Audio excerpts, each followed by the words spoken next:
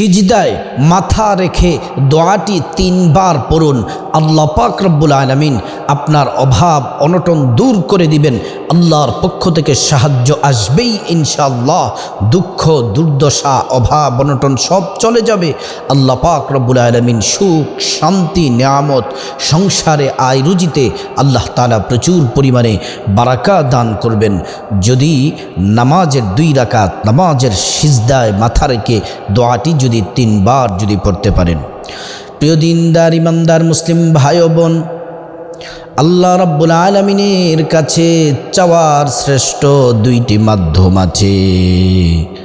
আল্লাহ রাব্বুল আলামিন নবীজিকে জানিয়ে দিলেন, হাবিব গোটা মানুষদেরকে জানিয়ে দেন 2টি পদ্ধতিতে যদি আমি আল্লাহর কাছে চাই, আমি আল্লাহ তাআলা তাদের সব দোয়া সব কিছু আমি আল্লাহ কবুল করে নেই। সুবহানাল্লাহ ওয়া বিহামদি। আল্লাহ রাব্বুল আলামিন কোরআনে সেই আয়াতটি জানিয়ে দিলেন, ইয়া আইয়ুহাল্লাযীনা আমানুস্তাঈনু বিস-সাবরি ওয়াস-সালাহ ইন্নাল্লাহা মা'আস-সাবিরিন। আল্লাহ রাব্বুল আলামিন বললেন, দুনিয়ার মানুষ ও ঈমানদারেরা, ইস্তাঈনু তোমরা আমি আল্লাহর কাছে সাহায্য চাও, বিস-সাবরি ধৈর্য, ওয়াস-সালাহ এবং নামাজের মাধ্যমে সাহায্য চাও। সাহায্য চাইলে সাহায্য যিনি করবেন তিনি হলেন আল্লাহ পাক রব্বুল আলামিন। প্রিয় ভাইয়েরা আমার, সম্মানিতা মহিলা মা বোনেরা আমার, নামাজ হলো এমন একটি ইবাদত, নবীজির যখন কোনো কিছুর প্রয়োজন হতো আল্লাহর নবী সাল্লাল্লাহু আলাইহি ওয়াসাল্লাম তিনি উত্তম রূপে সুন্দর করে ওযু করে নামাজে দাঁড়িয়ে যেতেন। নামাজ শেষ করে আল্লাহর কাছে হাত তুলে চাইতে দেরি আল্লাহ রাব্বুল আলামিন নবীজির জন্য সাহায্য পাঠাতে দেরি করতেন না। শব্দ আল্লাহ তাআলা কবুল করে নিতেন।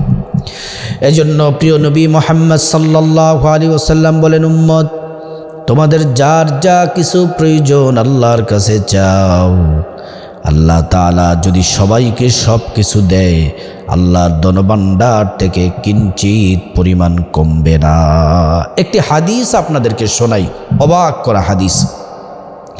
আল্লাহর নবী সাল্লাল্লাহু আলাইহি ওয়াসাল্লাম বলেন, পৃথিবীর সর্বপ্রথম মানুষ হলেন হযরতে আদম আলাইহিস সালাম। কিয়ামত পর্যন্ত সর্বশেষ যে ব্যক্তিটি আসবেন, প্রত্যেকটা মানুষকে যদি একটি ময়দানে যদি উপস্থিত করা হয় আর আল্লাহ রাব্বুল আলামিন যদি একজন ডাকেন, তার যদি ইচ্ছে আছে, স্বপ্ন আছে, চাওয়া পাওয়া আছে, প্রয়োজন আছে, সব যদি আল্লাহ তাআলা পূরণ করে দেন, এমন করে করে গোটা দুনিয়ার মানুষের স্বপ্ন যদি আল্লাহ পূরণ করে দেন, আল্লাহ রাব্বুল আলামিনের খাজানা থেকে ধনভাণ্ডার থেকে কিঞ্চিত পরিমাণ কমবে না। আল্লাহু আকবার, কিঞ্চিত পরিমাণ কমবে না। প্রিয় দিনদার ইমানদার মুসলিম ভাই ও বোন, আল্লাহ রাব্বুল আলামিনের কাছে চাওয়ার মতো চাইতে হবে। সাহায্য আল্লাহ তাআলার অতি নিকটেই আছে। আল্লাহ বলেন, তোমরা আমার কাছে সাহায্য চাও, আমার সাহায্য তোমাদের অতি নিকটেই আছে। আল্লাহ রাব্বুল আলামিন কোরআনের মধ্যে বলেছেন, নাসরুম মিনাল্লাহি ওয়া ফাতহুন করিব। আমি আল্লাহ তাআলার সাহায্য অতি নিকটেই আছে। আমি আল্লাহর কাছে চাইতে দেরি হবে, আমি আল্লাহ পাক দিতে দেরি হবে না, শুধু যদি চাওয়ার মতো চাইতে পারো।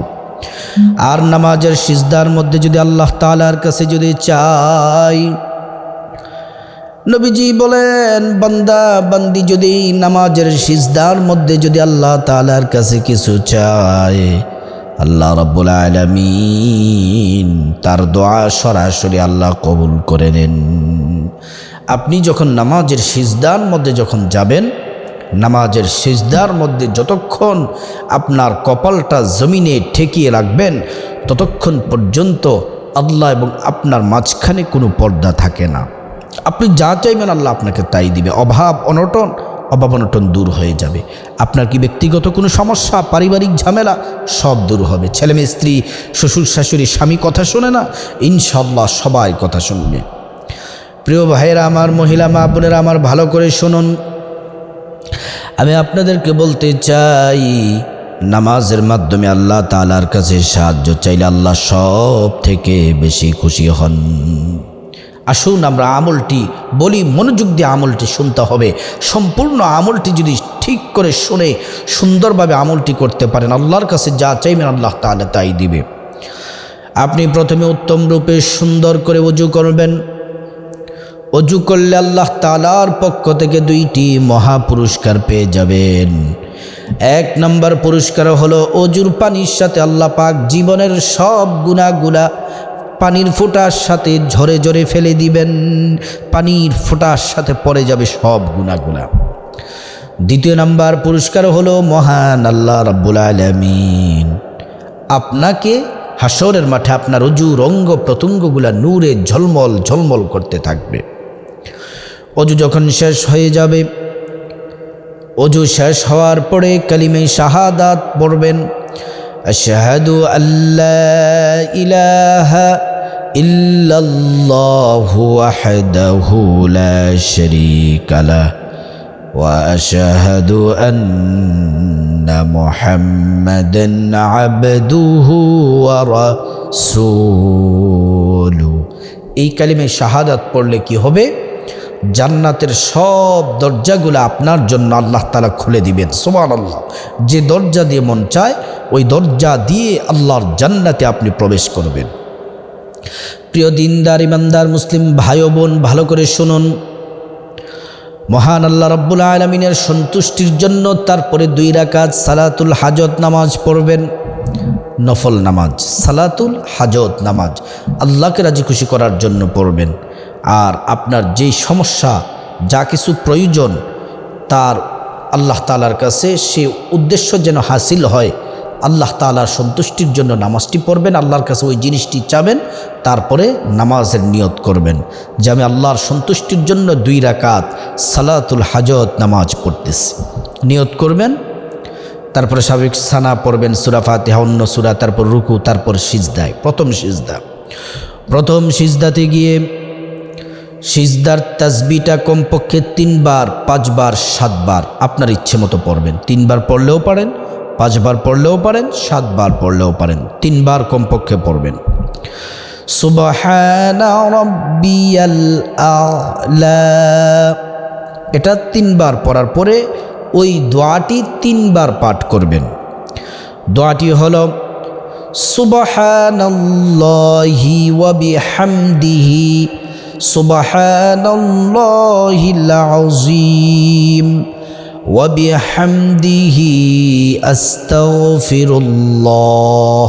একবার পড়লাম, দ্বিতীয়বার আবার বলছি, সুবহানাল্লাহি ওয়া বিহামদিহি সুবহানাল্লাহিল আযীম ওয়া বিহামদিহি আস্তাগফিরুল্লাহ।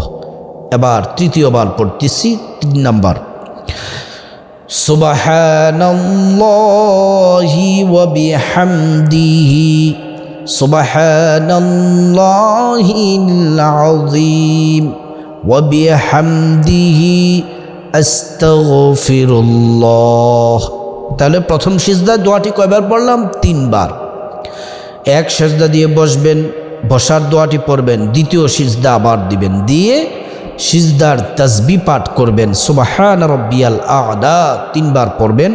পড়া শেষে এই দোয়াটি আবারও 3 বার পড়বেন, সুবহানাল্লাহি ওয়া বিহামদিহি সুবহানাল্লাহিল আযীম ওয়া বিহামদিহি আস্তাগফিরুল্লাহ। এই দোয়াটি আবারও 3 বার পড়বেন। দ্বিতীয় রাকাতের জন্য দাঁড়িয়ে যাবেন, বিসমিল্লাহ পড়বেন, সূরা ফাতিহা পড়বেন, অন্য সূরা পড়বেন, তারপর রুকুতে যাবেন। রুকু থেকে উঠে তারপরে সিজদার মধ্যে যাবেন। সিজদার তাসবিহ কমপক্ষে 3 বার পড়বেন। পড়ার পর তারপর দোয়াটি আবার পড়বেন 3 বার, সুবহানাল্লাহি ওয়া বিহামদিহি সুবহানাল্লাহিল আযীম ওয়া বিহামদিহি আস্তাগফিরুল্লাহ 3 বার পড়বেন। তারপরে বৈঠক দিবেন, তারপরে একটু বসে দোয়াটি পড়বেন, তারপর আবার আরেকটি সিজদা দিবেন। সিজদার তাসবিহ তিনবার পড়ার পরে এই দোয়াটি সুবহানাল্লাহি ওয়া বিহামদিহি সুবহানাল্লাহিল আযীম ওয়া বিহামদিহি আস্তাগফিরুল্লাহ, এই দোয়াটি আবার তিনবার পড়ে তারপর বৈঠক দিবেন। তাশাহুদ, দুরূদ শরীফ, দোয়ায়ে মাসুরা, ডান দিকে সালাম ফিরাবেন, বাঁ দিকে সালাম ফিরাবেন। তারপরে কয়েকবার ইস্তেগফার পড়বেন, দুরূদ শরীফ পড়বেন, জিকির আজকার করবেন।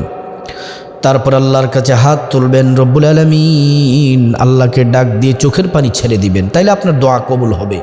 মুনাজাতে যদি আপনি চোখের পানি ছেড়ে দিতে পারেন অথবা কান্নার ভান ধরতে পারেন, আপনার দোয়া নিশ্চিত কবুল। আল্লাহর কাছে চাইবেন, বিপদ যদি থাকে বিপদের কথা বলবেন, আল্লাহ বিপদ দূর করে দিবেন। মুসিবত থাকলে মুসিবত দূর করে দিবেন। ঋণ থাকলে ঋণ থেকে মুক্তির ব্যবস্থা করে দিবেন। কাজকাম না থাকলে কাজকর্মের ব্যবস্থা করে দিবেন। আয়োন্নতি না হলে আল্লাহ আয়োন্নতি দিবেন, আপনার রিজিক দিবেন, সম্মান দিবেন, যা চাইবেন আল্লাহ পাক রব্বুল আলামিন আপনাকে তাই দিবেন। আল্লাহ তাআলা আমাদের সবাইকে এই আমল করার, এই 2 রাকাত নামাজের সিজদায় মাথা রেখে দোয়াটি পড়ে আল্লাহর কাছে চাওয়ার আল্লাহ তাআলা তৌফিক দান করুন।